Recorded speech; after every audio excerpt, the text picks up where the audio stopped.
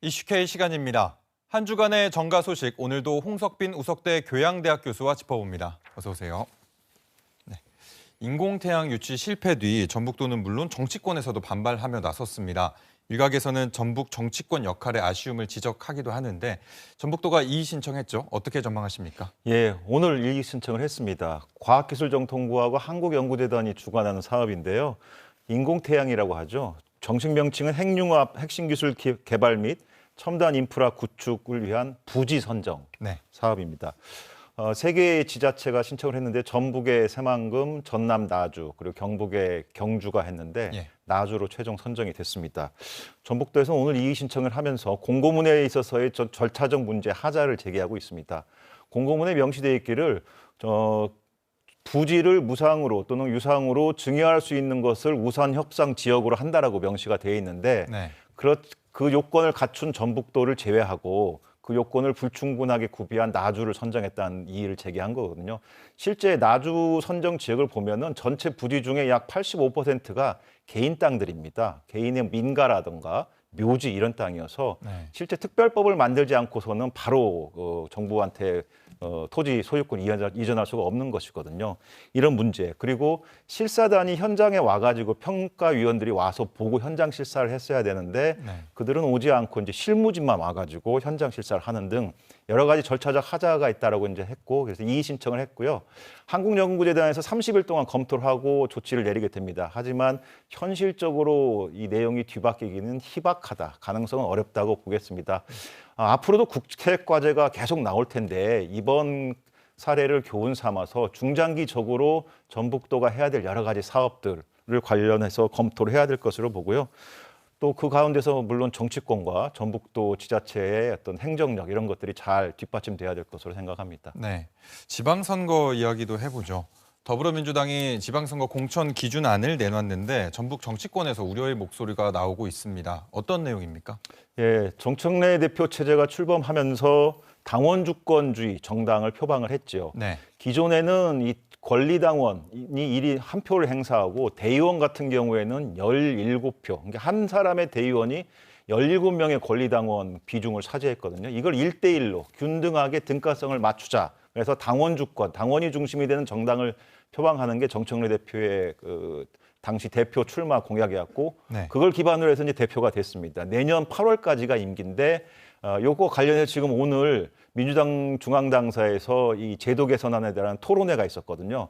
아주 시끄러웠습니다. 거의 진행이 어려울 정도로 시끄러웠는데 지금 호남 같은 경우는 민주당 아성의 텃밭이고 네. 또 대구 경북 부산 부울경 소위 뭐 TK, PK는 상대적으로 약세 지역이지 않습니까? 그런 차이점들이 반영되지 않았다라는 문제 제기부터 해서 호남은 되어 있는데 영남이나 대구 경북은 과소대표 있다. 이런 제도적 보완이 필요하다.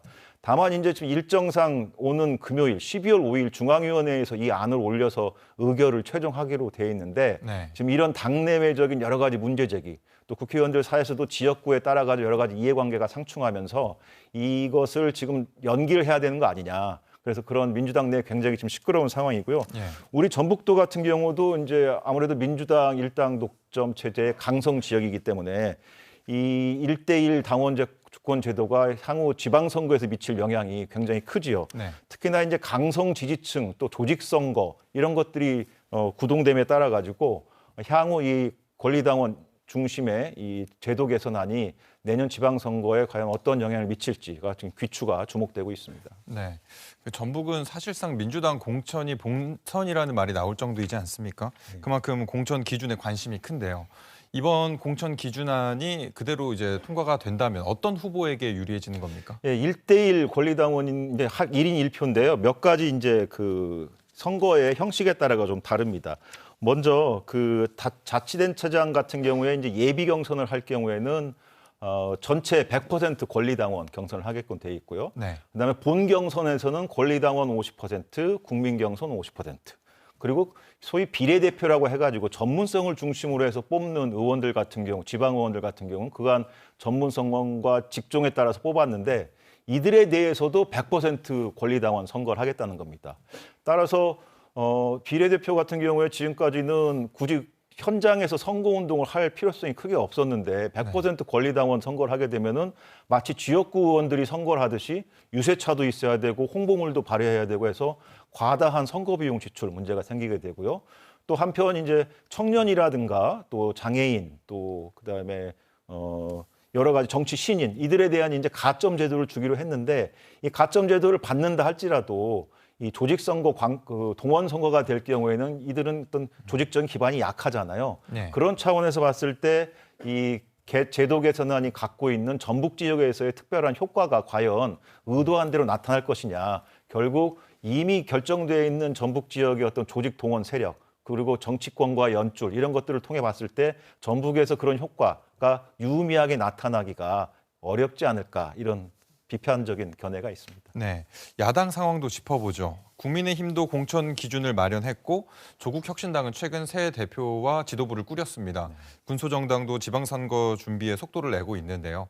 이번 지방선거에서 전북 야당의 상황은 어떻게 분석하십니까? 예, 내일 모레가 이제 계엄 1주년이 되면서 네. 지금 여야 간에 뭐 계엄을 두고 사과를 하나 마나 이런 여러 가지 이제 정쟁이 있는데요.